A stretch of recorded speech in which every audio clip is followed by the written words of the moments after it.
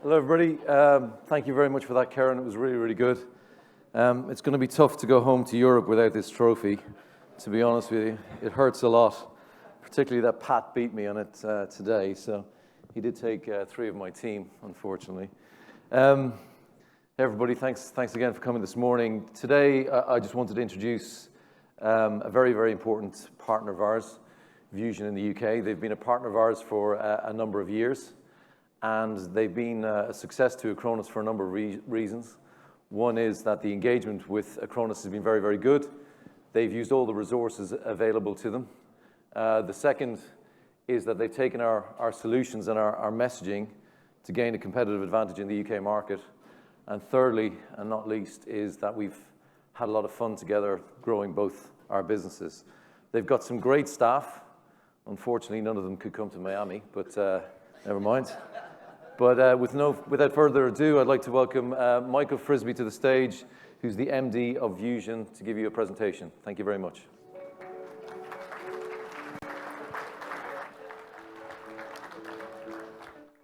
Cheers, buddy. Thank you, Ronan. What he forgot to mention about the football this morning was he missed the penalty that gave the American team the cup. And it was somebody from Ronan's team who saved the penalty as well. So fun and games this morning. First of all, I thought I'd start off by, before coming here, you probably didn't know who Vuzion was. So I thought I'd give you a quick, who am I, who are Vuzion, why we're here, before I go on to talking about how to build a profitable cloud business. So Michael Frisby, I'm the Managing Director of Vuzion. It's a business we launched 3.5 years ago. It came out of a 20-year-old cloud pioneer, Cobweb Solutions. I was working at Microsoft in the late 90s when I first met the founders of Cobweb, Paul and Julian, and they were wanting to get into what at the time was called application service provision. So as a business, we've always been board in the cloud, sort of really pioneering how we take services to market and enabling SMBs. And personally, I've spent over 20 years selling SMB solutions into cloud solutions into SMBs. And today we work with a whole range of partners that you can see on the slides here. And as Ronan says, the partnership with Acronis is really, really important for us. When we go to market, one of the key pillars that we go to market with is a secure your business solution set. And being able to have a land and expand strategy for our partners so that they can sell not just one particular solution, but go in there, hook customers, and then go and drive future customer lifetime value. And as Ronan says, it's about the relationship with the people and the teams that we have. But I think for me, the success of any business comes down to the culture and the people within that business. I'm a massive fan of Simon Sinek, and start with why. And so as a business, we've really spent a lot of time thinking about what our values are and how we go to market. Because fundamentally, the what of we do, and if anybody who knows Simon Sinek, the what is just the product that we sell out there. We sell technology. But for me, fundamentally, we're a people business. And the experiences that we provide to all of our customers and our partners day in, day out, comes from the people that we've got and their expertise, their skills, their passion. And we embody those through the values we have within the organization. Whether that's about obsessing about our customers, making sure that we do what we said we're going to do, making sure that we're a learning organization. Technology used to be a case of you'd get a release cycle. Karen mentioned Windows 7 earlier, that goes out of support in just a couple of months' time. That was a product, you get released, you learn that product, you don't need to refresh those skills very often. In a cloud world, all the vendors, Acronis included, and we've seen huge amounts of innovation that's coming from them this last couple of days, it means we've got to constantly keep learning to keep our skills up to date so we can provide great experiences for our customers. But I think there is a lot of mutual respect as well. And it's about respecting ourselves internally and our customers and our partners that we work with. So when I thought about what should I talk about today, when Ronan, when we agreed to come and be part of the event a few weeks ago, I thought about what is it that I could talk about. So the first thing that I thought of, that came into my mind was my family. Very easy for me to talk about them for half an hour, but I figured that probably wouldn't add much value for you all. The second thing that came into my head was skiing. Anybody who knows me knows that I love to ski. And the one thing that but again, not much business value about skiing. But the one tip that I will give you, and that on the right-hand side of the slide there is a bombardino. So anybody who ever goes skiing in Italy, you have to try a bombardino. They're the most amazing mountain drink ever. So then, thinking on from that, because again, not much business value from skiing stories that I could share, then I thought about Formula One. This is a picture that I took in Italy last year. I had to say that because apparently the brand police get upset because it's not a current car. But you see the Acronis brand is on the nose there. And for me, Formula One is a massive passion for a number of reasons. I'm a huge Lewis Hamilton fan. And one of his key philosophies is that we win and lose together. And if you think back to the values we have as a business, it is all about winning and losing together. And that for me is ultimately is really key in business. And if anybody who follows the sport, you'll have just seen Mercedes have just won their 6th world title. They're also going to be the first team ever to win the drivers and the constructors titles 6 times in a row. Only a Mercedes driver can win the title now. And Toto Wolff, who the team principal of Mercedes, was interviewed on Sunday after the race in Japan, and he was asked, how do you encapsulate how you've had so much success? And his answer was, it comes down to the people. And for me, that really is the heart of any successful business, is the culture you have, the people you have. And I think that was very interesting what Karen was saying about it's the people within the industry that we need from a security perspective. And so, as I've said, I've been selling cloud solutions to SMBs for over 20 years. I know some people say I don't look that old, but then Ronan does, and he misses penalties. So there's, for us, to give you some background on Vuzion as a business, we're growing 65% year over year. Our profits grow over 170% last year. So a lot of the learnings I've taken over, I spent 13 years at Microsoft in that time, are some of the principles that I want to share with you now. So in terms of the importance of accelerating customer acquisition, having a real change in sales culture, and that's been touched on in a couple of the presentations already in the last couple of days. The importance of adoption, so it really is about getting our customers to use those services, operational efficiency. But the first one I wanted to talk about was the beauty of recurring revenue.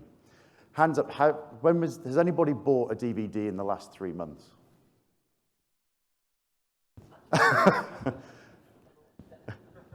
There we go. Okay. So one person's bought a DVD in the last 3 months. How many of you have got a Netflix subscription? Considerably more. So I think all of us, whether it's individually or in work, we've moved into a subscription economy. We're all very comfortable paying for what we want as a service, and that's coming into a business world. So the customers are much more comfortable paying for things on a monthly basis rather than paying for things up front. And when I think about driving business growth, over 90% of our revenues are recurring revenues, and that means every pound that I sell now is worth £12 next month. Or to start to scale that up, if my sales team sell £35,000 of recurring revenue every month, that equates to £5 million of revenue that will flow through into the next fiscal year.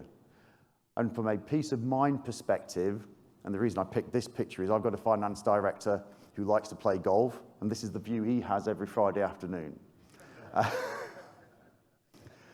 Because it gives you a real predictability in your business, and it is hard to try and make that transition. If you're coming from a traditional project-based world, you do have to plan carefully to make that transition, and there's a number of pitfalls that you need to make sure that you avoid. And it's one of the key areas whenever we as Vuzion engage with our partners, that we spend a lot of time helping them on that transition. back into a Formula One analogies.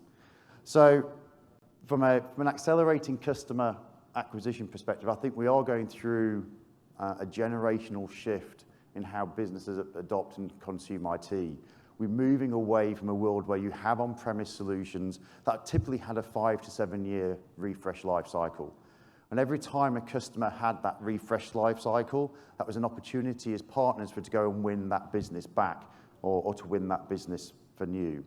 But once you've moved the customers to the cloud vendors, the Acronises, the Microsofts of this world, are going to keep that customer current. And so that opportunity to go and win that customer at their next refresh point is disappearing. So there's a real imperative to go and acquire as many customers as we can right now. And we have to, I think we did some recent research in our customer base, 74% of our resellers don't have a dedicated marketing person. And I think in terms of the biggest imperative for driving success in customer acquisition is to build a marketing muscle within your organization and really understand what your value proposition is. How are you adding value? Why should customers work with you? Going back to those values I was talking about before and understanding what's your why. Why should people work with you as a business? And the importance of marketing flows through from any of the research in this space will tell you 70% of the buying journey is completed before the buyer even picks up the phone and talks to you today. So your sellers have got to be significantly more knowledgeable about the offering. They've got to be able to challenge the customer. They've got to do it in a respectful way. But you've got to be able to show value from the first point of that customer engaging with you. Because they're coming in, they've done the research online. And from that marketing point of view, you've got to have the content that engages the customer to show them value so that they pick up the phone and talk to you in the first place. So it's really about helping the customers buy and not selling anymore. And you have to start that engagement way before the salesperson actually picks up the phone and talks to a customer.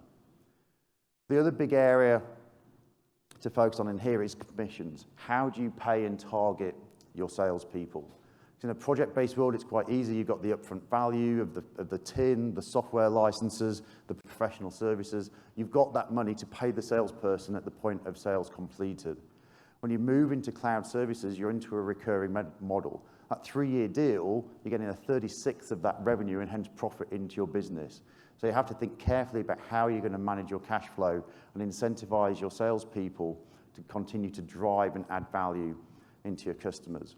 One of the key things we do as a business is put some strategic KPIs on top of the marginal contribution and build gross margin focus that we have as an organization.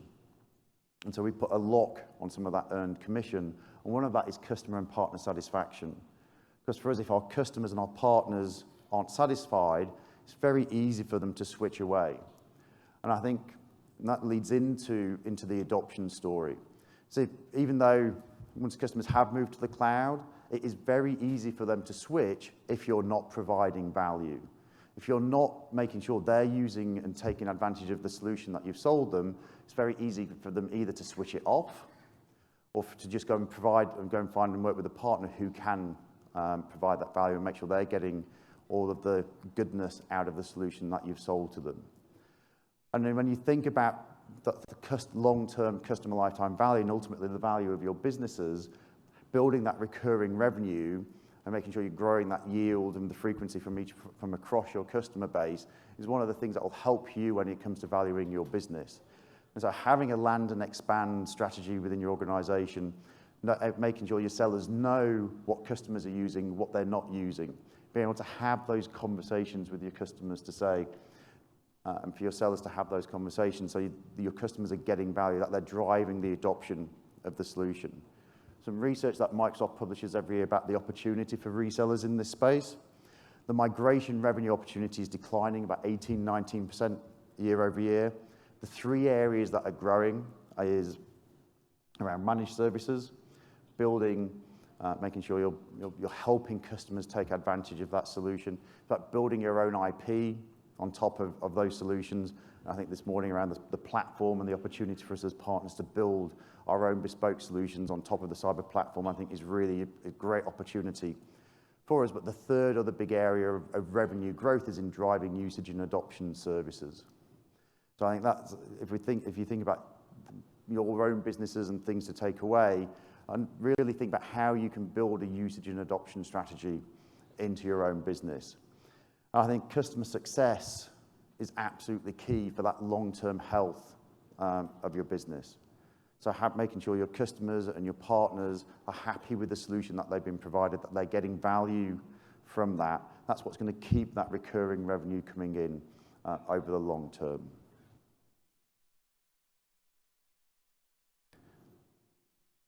Another key piece when you move into the cloud is the way you work operationally changes within the business. One of the other things that I love about Formula One is that continual push for those marginal gains. How are we going to get that next half a tenth or that next couple of hundredths of a second? Because the margins are that fine sometimes. And when it comes into a cloud world, and we're making those transitions ourselves as a business, how can you build your own IP on top of that? You've got to, what solutions, which customers can you build, which maybe help you define which vertical markets that you want to go after, help your salespeople deliver repeatable messages so they become more efficient at the way they can sell because they're telling the same story time and time again into the same type of customer. We have a lot of resellers who come to us who have started the cloud journey and they found it really, really hard. From an operational perspective, to do simple things like billing, you're moving from maybe 1 or 2 invoices for every project into billing customers on a monthly basis. And when you start getting into consumption-based billing, that becomes even harder to track and we have resellers come to us and say their finance team are taking days a month just to work out how to rebill the solutions that they have. And I think one of the big pieces here is also about the culture within your business. One of my favorite sayings from Toto Wolff is around it, see it, say it, fix it, and have a real no-blame culture within your business. It's all about having a learning culture. One of the big transitions Microsoft's made in the last few years under Satya Nadella is all about becoming a learn-it-all organization. And if something's wrong, you see it, you say it, and you get it fixed. There's no point blaming other people within your organization as to why something's wrong. What matters is getting it fixed, moving on, improving the solution, and making sure you're delivering satisfaction for your customers. The final of my 6 points that I wanted to touch on is about people and partnerships. I've already talked about the importance of having a learning culture within your organization. For us, we are up to 10% of everybody's time in our organization is allocated to their learning. So we live in a fast-paced world where all of our partners are bringing new solutions every month. Microsoft launched over 1,000 new features in Azure every year. They launch over 300 new features in Microsoft 365. Acronis bringing out this brand new, the new Cyber Protect platform. We have to continue to invest and make sure everybody in the organization has got the skills they need, both from a marketing perspective, sales, implementation, and support. And that's a big challenge in this world as we move forward. So making sure you're really allocating time for the people in your organization to learn so they can keep current and provide great experiences. I think because of that increasing complexity within cloud solutions, you have to understand what bit of it you're good at. Where is it that I, as a business, want to play, and then find complementary partnerships to roll out that complete solution into a customer. I think the market's in a very different place to where it used to be a few years ago, where you wanted to keep anybody else out from that customer account. Today, in terms of providing the best solution, it's about working together as organizations. And if you're a cyber security professional, go and partner with that infrastructure partner who doesn't have those skills so you can deliver that combined solution into the customer. Because the solution for that customer is only as strong as the weakest link within that entire chain. I think it's really important to know what you're good at, focus on that, build those repeatable solutions, build the IP, make sure your people are very good and know that solution inside out, and then you'll deliver great experiences for your customers. This is where I get anybody who watches TV interview shows, and this is my 5-minute pitch as to why you should work with Vuzion. For us, we focus our business on 4 pillars of how we work with our partners. We have Vuzion Core, which is our marketplace and e-commerce platform. It's about making it easy for all of our partners and our vendors to get their solutions into the marketplace, for customers to be able to deliver self-service, for you to be able to self-serve as partners. And one of the unique things we offer in the UK market is a billing service as well, where we actually bill on behalf of our resellers as well, putting the money in your bank account to make that billing process really, really simple. Talked about the importance of learning. So Vuzion Edge is our capability development program. We have Microsoft MVPs and Microsoft certified trainers on staff who are helping deliver that content out. We work incredibly closely with all our vendors to make sure that we're delivering the best possible training and expertise development for all of our partners, because that's absolutely key in delivering great experiences for customers. I've touched on that, say 74% of our resellers don't have a marketing person on staff. So Vuzion Grow is our marketing as a service offerings, where we help through both a set of free services and subscription services. We help our partners go out there and acquire more customers more quickly. Because as I've said, as customers transition from on-premise into the cloud, this is a once-in-a-generation opportunity to capture those customers, and we have to get as many of them as we can. And then Vuzion Pro is how we package up our technical expertise and make that available for our partners to help them, whether it's to fill a capability or a capacity gap. So whether it's in the technical pre-sales, whether it's in deployment, whether it's about an ongoing support service, or whether it's a managed service wrap while they're building their own capability to deliver that. And one example of that we have is one of our Irish partners, Kpis IT, where we've built a managed service wrap around Acronis that they're taking out into their customers, and that's helping them win more customers and drive more revenue and more margin out of that customer base. And I've said, as a business, we're incredibly focused around our customer and partner satisfaction, and 10% of everybody's bonus within our business is tied into the customer and partner satisfaction scores that we get back in. So it's an incredibly important metric for everybody within the business. And now the failed penalty taker is going to come up and ask me some questions. I think Pat wasn't around and able to come and to ask me anything. I'm going to have to live with this for a long time. Please don't be afraid to submit your questions on the app. You may have to restart the app because I tried it myself and it didn't work. So please restart the app and submit any questions. So thanks for that, Michael. Rapid fire. Favorite sport? Formula One. Favorite car? Mercedes. I thought you were going to say Aston Martin, actually. I was on the Formula One track, but... Apple or Android? Neither. I think the very essence of a dilemma is the fact that Microsoft have just released an Android phone. Well, they've just announced the new Surface phone. Yes. Now we're getting serious. Vettel or Verstappen? Oh, that's easy. That's Verstappen. Okay. Probably a little bit more serious again. Lewis Hamilton or your wife? Ronan has inside knowledge there because he knows I'm a bit like a teenage girl at a 1D concert when it comes to Lewis Hamilton. And I have sent my wife a link to this live stream. Sorry, Zemma. And she's always said that if ever she did divorce me, she'd be naming Lewis Hamilton as the third party. But no, obviously it's my wife. Good. So we got a lot of new products this week. I think you mentioned it a couple of times to me yesterday that some of them are really exciting. They're going to really help us differentiate in the market going forward, and they're going to help service providers and people like yourselves to go to market with your partners. What do you think of the new products? What's your thoughts on it? How are you going to get an advantage with those products? So as I've talked about, I think the platform piece is really key in being able to. It's the opportunity for partners to build their own value on top of that core offering from Acronis, build those repeatable solutions in specific vertical markets, and really differentiate and build a repeatable solution that you can make your sales process and your marketing processes a lot more efficient. And I think the end-to-end nature of the solution as well is very appealing because it covers more of the gaps.